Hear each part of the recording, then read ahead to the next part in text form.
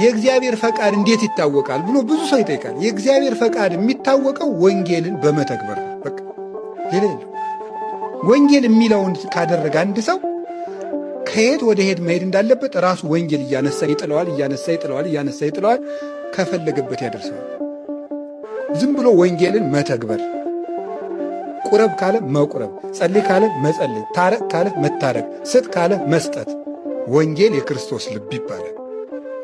አሁን አንድን ሰው የእግዚአብሔርን ፈቃድ ለማወቅ ምንድን ነው ማድረግ ያለበት? ሀ የሆነ ነገር ማድረግ፣ ለ የሆነ ነገር ማድረግ፣ አመርዋ የሆነ ነገር ማድረግ አይደለም።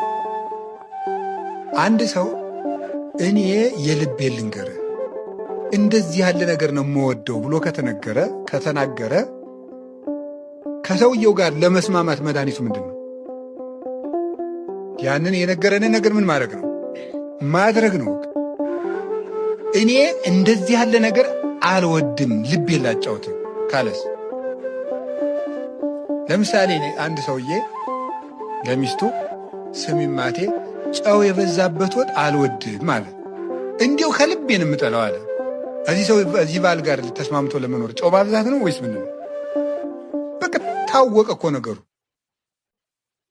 ወንጌል የክርስቶስ ልብ የተባለች ለምንድን ነው? የሚፈልገውንም ነግሮናል፣ ከዛስ የማይፈልገውንም ነግሮናል።